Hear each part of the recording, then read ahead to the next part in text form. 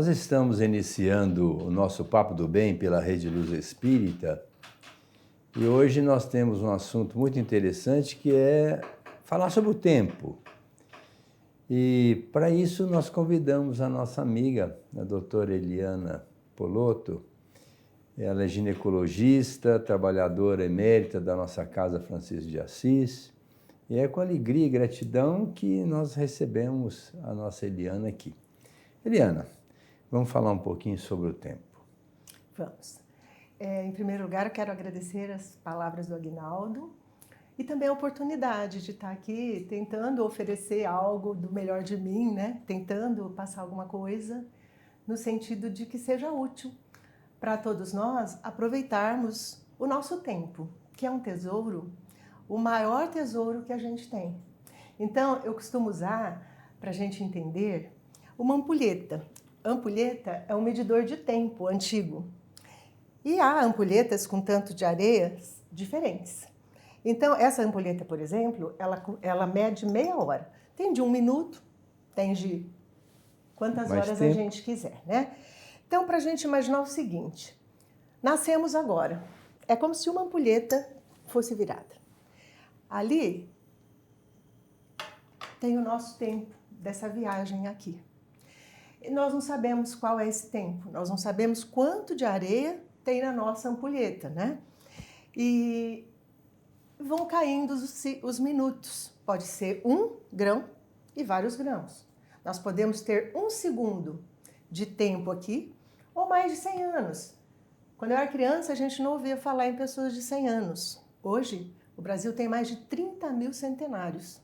Recentemente, eu fui a um aniversário de uma pessoa de 100 anos, né? Então, a gente não sabe. A gente pode ter um tempão, como qualquer viagem, né? A gente pode ter um tempão e pode ter 1 segundo. Como qualquer viagem, quando a gente chega de viagem, no lugar de onde a gente veio, vão nos perguntar, como foi de viagem? E o que nós vamos contar? Então, na viagem de nossa vida, que nós não sabemos quanto tempo será, a gente pode ter tempo para aprender, para crescer, para estudar, para casar, para ter filhos, para passear, para fazer cursos, para ajudar, né? E também para angariar coisas materiais que também ajudem em nossa viagem, a nos proporcionar a viagem, mas que também tem que ser num equilíbrio. Por quê? Caso contrário, quando a gente voltar para o lugar de onde a gente veio e nos perguntarem como foi de viagem, a gente vai dizer, olha, eu trabalhei muito, comprei isso, comprei aquilo, tive isso, tive aquilo. Cadê? Ficou, né? Tudo ficou. As pessoas, até nossos filhos, né? As pessoas, nosso namorado, nosso marido, as nossas casas, tudo. Os nossos títulos, nossos diplomas, tudo ficou. E o que a gente vai falar, né, de uma viagem? Olha, foi muito legal. Eu trabalhei nisso que eu gostava, eu estudei aquilo que eu também queria. Eu ajudei muitas pessoas nas viagens delas a também conseguirem uma boa viagem. Eu aprendi, então o que a gente aprendeu, o bem que a gente fez, o ponto de vista intelectual é tesouro verdadeiro, vai com a gente. Jesus dizia, o meu reino não é desse mundo, né? Então, se a gente quiser saber qual é o tesouro verdadeiro que a gente leva, a gente tem que estudar o reino que ele se refere, que é o reino de Deus, que são os tesouros verdadeiros que a gente leva conosco. Então, nessa questão do tempo, eu até estava comentando agora, a gente está tendo uma sensação atual, aliás, acho que sempre teve, porque eu ouvia meus pais, meus avós falarem como passou rápido, mas a gente não tinha essa dimensão que tinha passado tão rápido. E a gente cada vez mais está tendo essa sensação de que o tempo está acelerado. É muito comum você responder com a frase, não tenho tempo, e deixa para depois, não tenho tempo. Nossa, o que eu mais queria ter? Tempo, né? Passa lá em casa, vamos estudar quando der tempo. Vou fazer tal curso, quando der tempo. E essa sensação que o tempo está voando.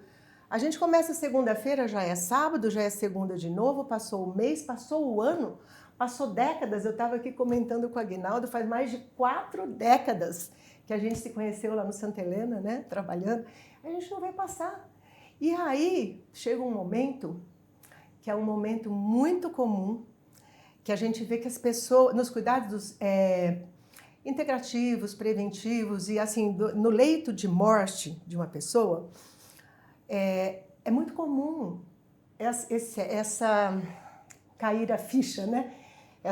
A pessoa perceber e ter um certo arrependimento do tempo perdido.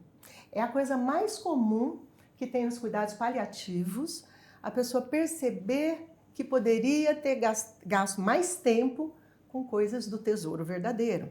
Então, poderia ter ficado mais com os filhos, com os netos, poderia ter cuidado mais dos pais, poderia ter ofendido menos, falado menos,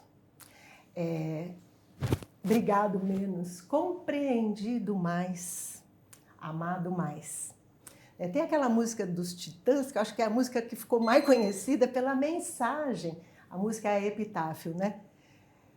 Queria ter, né, visto o nascer do sol, brigado menos, compreendido mais, ter visto o sol nascer, ter visto o sol se pôr. Enfim, queria ter. Já era. No momento que a gente está, olha lá, ampulheta ou areinha caindo. A gente não sabe qual é o último grãozinho. Caiu, já era, né? Não tem como voltar para trás o fiozinho, o grãozinho. Então, nesse momento, é muito comum esse arrependimento. A gente que já está percebendo isso agora, quando a gente ainda não caiu todos os grãozinhos, quando a gente ainda tem, ainda que um segundo de tempo, pode fazer a diferença em nossa vida e em nosso retorno. Então, por exemplo, enquanto ainda há vida, se eu achar que um monte de coisas que fiz na minha vida que eu não queria ter feito, ou que eu faria diferente, eu posso agora aproveitar esse tempo que eu ainda estou aqui, que eu não sei quanto é, para fazer aquilo, fazer diferente. Não tem jeito de voltar, já foi. Até eu digo que o meu neto me ensinou uma frase que eu tenho falado sempre, que para mim foi assim, caiu a ficha. Às vezes a gente tem tendência de ficar, devia ter feito assim, não devia ter feito assado, devia ter aproveitado aquela oportunidade, coisa e tal. Ele olhou bem nos meus olhos e disse, vovó, já era, vovó. Me deu uma sensação de libertação. Já era, não adianta ficar pensando naquilo, já foi. Então, vamos aproveitar o que está, o aqui e o agora, usando aquela experiência do passado como um aprendizado para fazer diferente agora, né? E então, quando a gente acorda, ainda há tempo da gente fazer diferente. Então, existem os trabalhadores da última hora. Quem sabe a gente consiga ser trabalhador da última hora, que vai fazer diferença no mundo, que vai ajudar, que a gente vai deixar algo, como Jesus disse, né? Vós sois o sal da terra e a luz do mundo. Então, brilhemos essa luz e compartilhemos dentro do nosso possível. Porque isso é uma outra coisa interessante, né? Às vezes naquela conjectura que a gente fica, devia ter feito diferente, a gente pensa também, o que nos dá muito conforto espiritual. Eu fiz o possível dentro do meu possível. E muitas vezes a gente queria fazer o impossível. Ou a gente queria ter feito 2 coisas nas quais ficamos em conflito, tivemos que fazer uma escolha e a cada escolha uma renúncia. Caiu um grãozinho ali, não tem como cair 2 grãozinhos juntos. Escolheu e teve renúncia do outro. Então não adianta a gente querer ter feito os 2. Não é possível. Então a gente deve fazer o possível, mas dentro do nosso possível. E para isso também tem a questão das pausas, da gente se permitir pausar. Porque às vezes a gente quer ser super-homem, né? Mulher Maravilha. E a gente não se permite pausa. E aí é como um carro que está andando sem parar no posto para pôr gasolina. Esse carro vai parar em algum momento. Ele te para. E aí, antes deles te parar, ele dá o pisca-alerta, acende. Para no posto, para no posto. E você não se para. Então, isso vai o corpo te parar e você vai adoecer para se dar esse tempo. Então, o melhor seria a gente já se treinar para dar esse tempo antes que aconteça essa parada do carro. É importante, então, para a saúde da gente, a gente priorizar o tempo nas coisas que realmente são importantes. A questão tempo é prioridade, né? Quando a pessoa diz, não tenho tempo, ela vai escolher. E ela tem que escolher, naquele grãozinho que está caindo, naquele segundo, o que para ela é prioridade, né? E aí, então, vem o tempo das escolhas. E Jesus, por exemplo, ele falava em parábolas. E era comum ele terminar a parábola dizendo, aquele que tem ouvidos para ouvir, ouça. O que ele queria dizer com isso? Que nem todos tinham tido tempo para entender, para amadurecer, para crescer.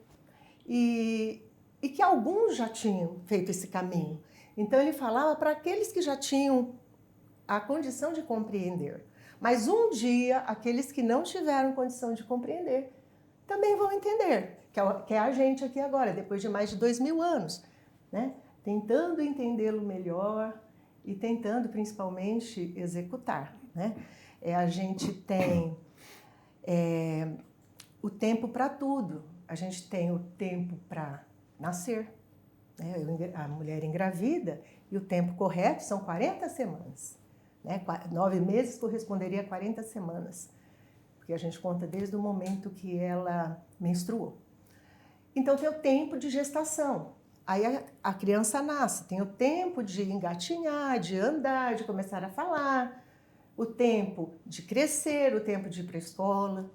Tem o tempo para tudo. O tempo para se curar. Determinadas doenças tem o tempo, né? Então, vamos supor, você pega uma virose, você pega aí uma varicela, uma catapora. Então, tem o tempo de incubação, né? Aí tem o tempo de sintomas, tem o tempo de restabelecimento. Então, tudo é questão de tempo. Tem também a parábola do semeador, que, né, ela exemplifica muito essa história também.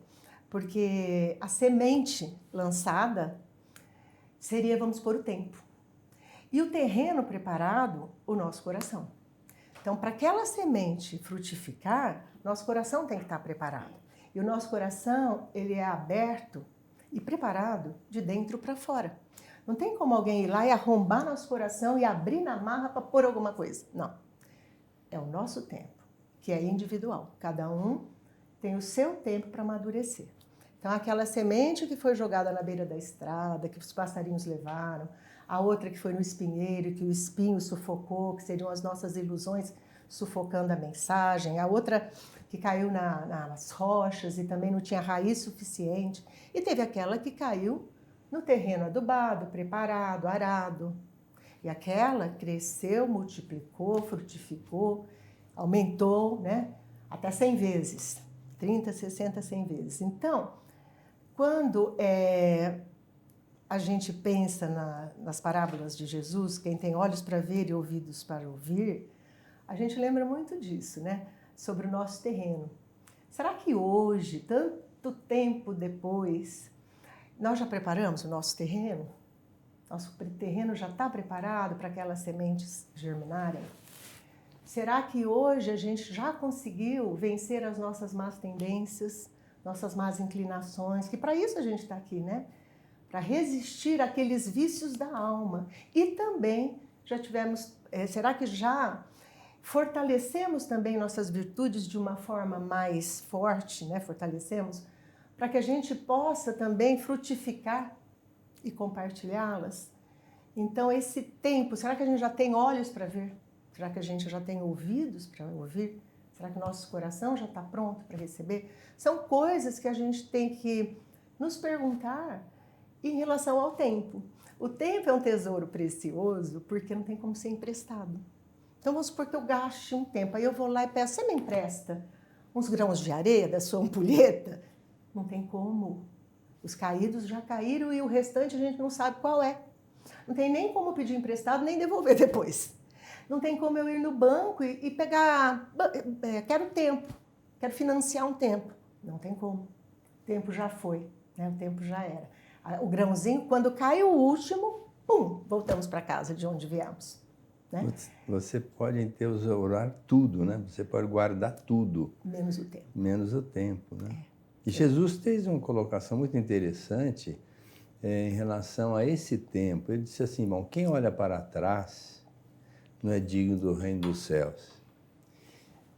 Quem está preocupado com amanhã, hoje é muito frequente a ansiedade, nós estamos atravessando o século da ansiedade, né? Porque o século passado foi da depressão.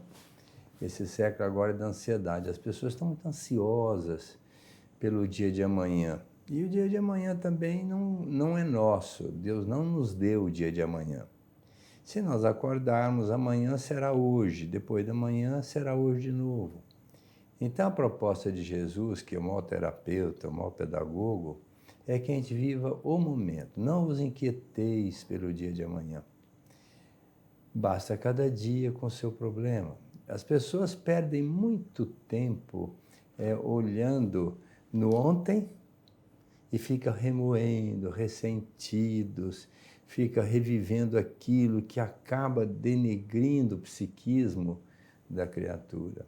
E, de outra forma, fica projetando no amanhã, vivendo o dia de amanhã, planejando e coisa e tal, e às vezes até pré-ocupado, está se ocupando antes da hora, preocupado com o que vai acontecer, e deixa de ouvir Jesus quando ele diz assim, bom, viva o dia de hoje. Hoje tem 24 horas, já está bom, não precisa mais do que isso. E a gente tem que dividir o tempo, como a Eliana nos colocou, tem um tempo para você dormir, o tempo para você se alimentar, o tempo para você descansar e o tempo para você trabalhar. Agora, as pessoas hoje parece que querem conquistar o mundo em um dia e abraçam muitas coisas. Sem dúvida nenhuma, mais tarde vão se arrepender de muitas atitudes, mas também já fez, né? E o que é pior, ainda tem remorso de algumas coisas que também não vão voltar. E a Eliana deixou isso muito claro, vamos fazer hoje. E o Paulo de Tarso, o nosso São Paulo, né? Ele disse assim, hoje é o dia.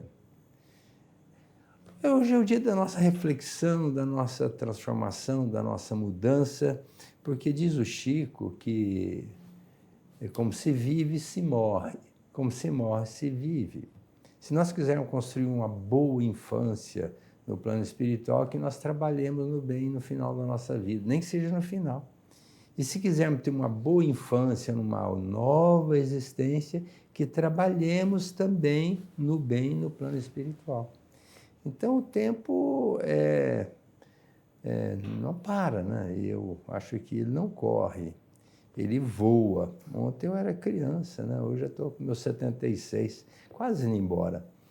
E se eu fiz algumas coisas certas, ainda bem. Se eu fiz algumas coisas erradas, certamente eu as fiz, né? Não tem como voltar e agora, de imediato, apagar e querer transformar em coisas boas. Não, eu terei um tempo futuro que virá naturalmente para eu refazer isso. Então, o grande segredo é a gente se fortalecer hoje para amanhã estar em condições de reparar os erros de ontem e construir um bom futuro, né, Eliana? É perfeito, né? É isso mesmo. Falando no apóstolo Paulo, eu lembrei uma frase que também nos ajuda muito a no que priorizar, né? Que é aquela, tudo me é permitido, mas nem tudo me convém. Então, a gente, por exemplo, eu sempre pego também esse exemplo, um diabético vai a uma festa onde tem uma mesa self-service, lotada de doces, e é permitido pegar? É. Convém? Não. Então, nessa priorização do tempo do aqui e agora, é a gente ir selecionando o que nos convém e deletando, deixando para trás o que não nos convém para aproveitar esse restinho da viagem, né? Como você disse, tem gente que fica tão no passado que ressuscita mágoas, que ressuscita tristeza, falta de perdão, até hoje, 30, 40 anos depois, né? Ou sofre pelo futuro, mas não está no aqui e agora. Está onde não está. Está onde não está. Então, o exercício de trazer a mente, de trazer nosso espírito para onde estamos. O maior presente de Deus, É né? o maior presente, por isso chama presente, né? É o presente, agora, né? O que nós estamos fazendo? E a gente tem muita coisa para fazer, mas às vezes nós perdemos o tempo. O Chico disse que nós vamos nos arrepender. Todos nós vamos nos arrepender matematicamente. Ele não disse que, olha, alguém pode ser. Não, ele afirmou. Todos nós vamos nos arrepender de duas coisas: do tempo perdido e do bem que nós deixamos de fazer. E até somos responsáveis pelo mal advindo do bem que nós deixamos de fazer. Então, se nós pudéssemos casar o tempo com a procura e a vivência do bem, seria uma excelente receita, não médica, mas espiritual, né? Que Jesus fez questão de frisar, da gente caminhar enquanto há luz, porque a hora que a luz apagar, aí vamos passar em revista o que nós fizemos, deixamos de fazer. E aí começar uma nova etapa no plano espiritual. E como tudo é sequencial, nós vamos nos ater com as nossas atitudes, com o nosso comportamento, sendo muito bem visto e analisado no plano espiritual. O que vai nos levar, na grande maioria das vezes, a esse questionamento. Ah, se eu soubesse. E esse se soubesse é uma mentira, né? É uma hipocrisia, porque, conforme a pergunta 621 do Livro dos Espíritos, o Kardec perguntou: onde está a lei de Deus? Onde ela está escrita? Onde ela está inserida? E o benfeitor disse para ele: na consciência. Então, nós temos consciência do que nós devemos fazer, do tempo que tem que ser utilizado, mas a gente faz de conta e acaba se justificando. E Jesus também colocou que a sua palavra seja sim, sim, não, não. O que passa disso provém do maligno.